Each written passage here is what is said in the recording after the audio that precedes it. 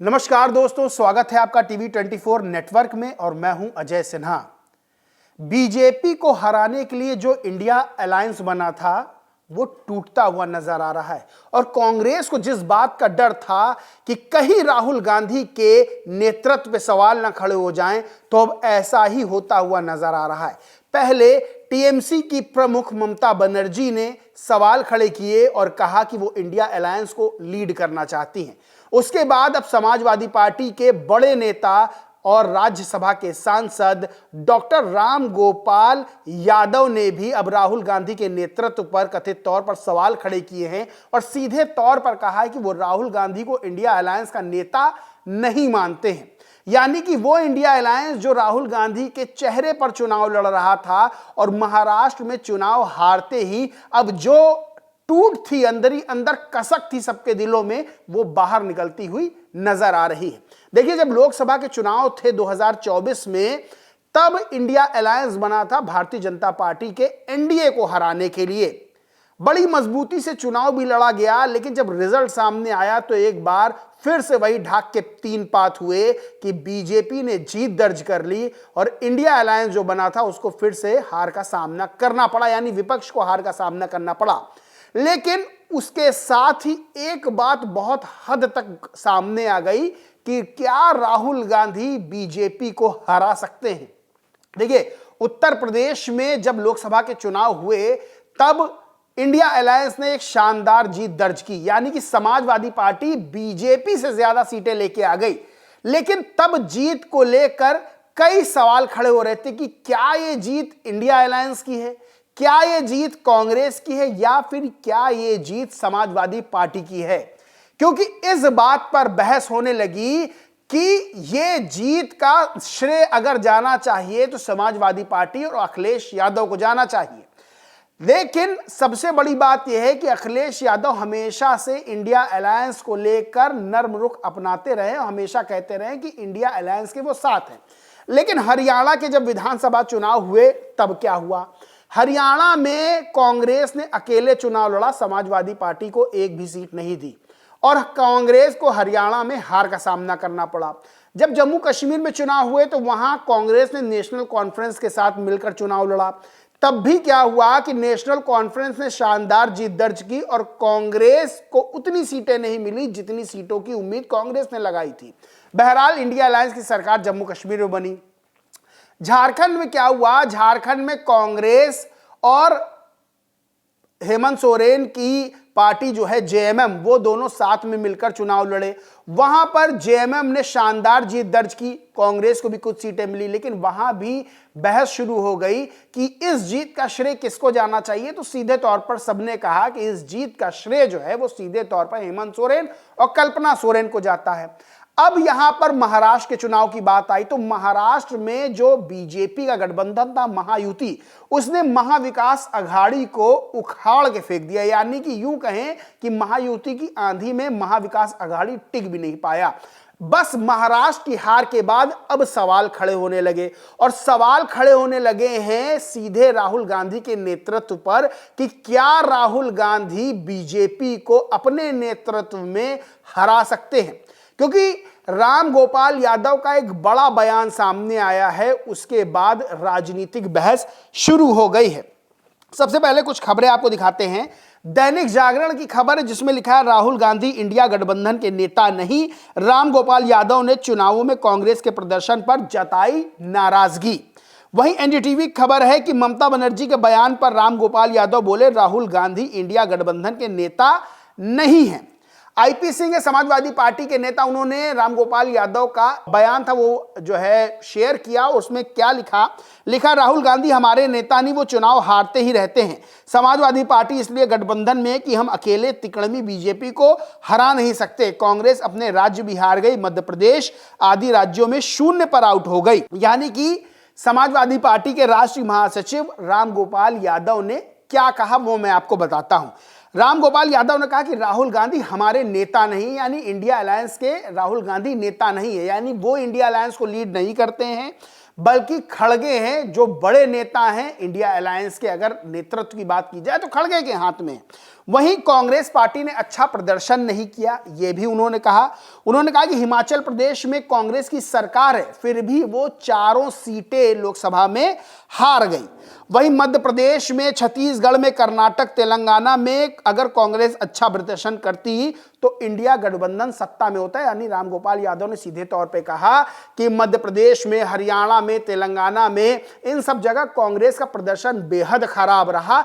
इसकी वजह से आज बीजेपी सत्ता में है और प्रधानमंत्री के रूप में नरेंद्र मोदी काम कर रहे हैं। अगर इन जगहों पर, इन राज्यों में अगर कांग्रेस अच्छा प्रदर्शन करती तो आज बीजेपी सत्ता में नहीं होती।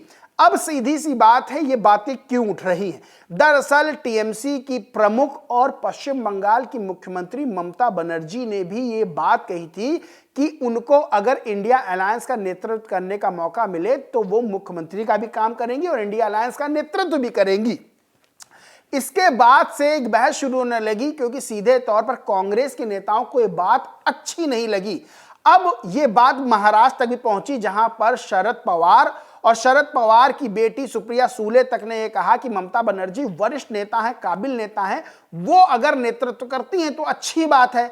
अब उसके बाद समाजवादी पार्टी के बड़े नेता रामगोपाल यादव की तरफ से इस तरह का बयान आना सीधे तौर पर राहुल गांधी के लिए एक सिरदर्द बनने वाला है। क्योंकि इंडिया अलायंस की बात कर लें तो इंडिया अलायंस को जहां जहां जीत मिलती है, वहां वहां अगर देखा जाए तो क्षेत्रीय दलों के दम पर कांग्रेस को वो जीत मिलती है। कांग्रेस जहां अकेले चुनाव लड़ती है वहां उसको हार का सामना करना पड़ता है।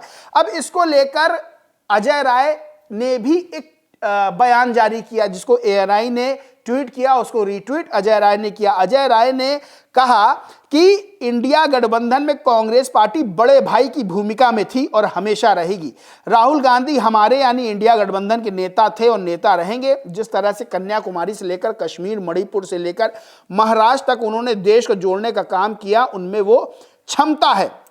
अब सीधी सी बात है कि राहुल गांधी ने भारत जोड़ो यात्रा निकाली हो, चाहे और दूसरी यात्रा निकाली हो, उन्होंने लंबा सफर तय किया हो, लेकिन क्या ये जीत की गारंटी होता है? क्या राहुल गांधी के नेतृत्व में इंडिया अलायंस ने बीजेपी को पटखनी दे दी? क्या जिन जिन राज्यों में जीत हासिल हुई है इंडिया अलायंस को, उसमें कांग्रेस का रोल क्षेत्रीय दलों से ज्यादा रहा है?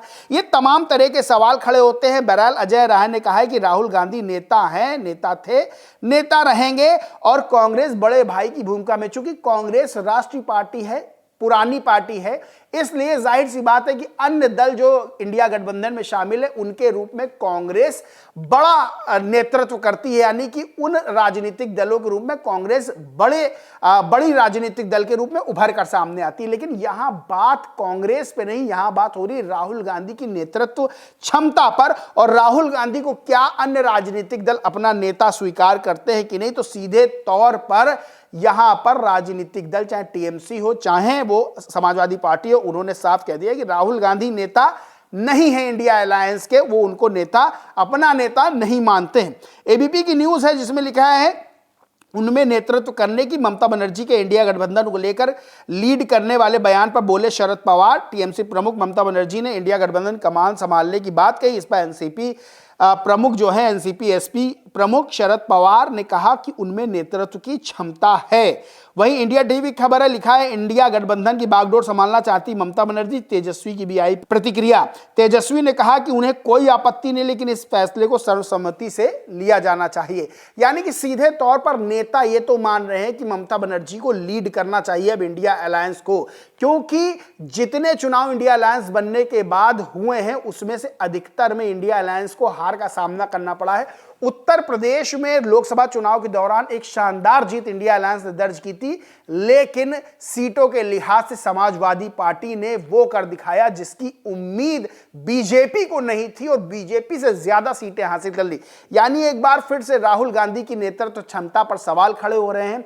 कथित तौर पर इंडिया गठबंधन कहीं ना कहीं टूटता नजर आ रहा है और उत्तर प्रदेश में 2027 में विधानसभा चुनाव है। सीधे तौर पर समाजवादी पार्टी एक संदेश ये देना चाहती चाहती है कि हरियाणा में, मध्य प्रदेश में जिस तरह का व्यवहार कांग्रेस ने समाजवादी पार्टी के साथ किया था, यानी कि हरियाणा और मध्य प्रदेश में सीट तक नहीं दी थी और ऊपर से कांग्रेस के नेताओं ने अखिलेश यादव समाजवादी पार्टी के खिलाफ बयानबाजी की थी, तो समाजवादी पार्टी एक सीधा संदेश देना चाहती है उत्तर प्रदेश में और कांग्रेस को यह एहसास दिलाना चाहती है कि उत्तर प्रदेश में अगर कोई खिलाड़ी है विपक्ष की तो वो समाजवादी पार्टी है, ना कि कांग्रेस। और सीधे तौर पर जो बयान निकल के सामने आ रहे, क्योंकि ममता बनर्जी ने तो रुख अपना साफ कर दिया था लोकसभा चुनाव के दौरान पश्चिम बंगाल में कि कांग्रेस जो चुनाव लड़ी थी तो इंडिया अलायंस में रहते हुए भी टीएमसी ने कांग्रेस का साथ नहीं दिया था। यानी सीधे तौर पर अब जो बयान सामने आ रहे हैं और जिस तरह से इंडिया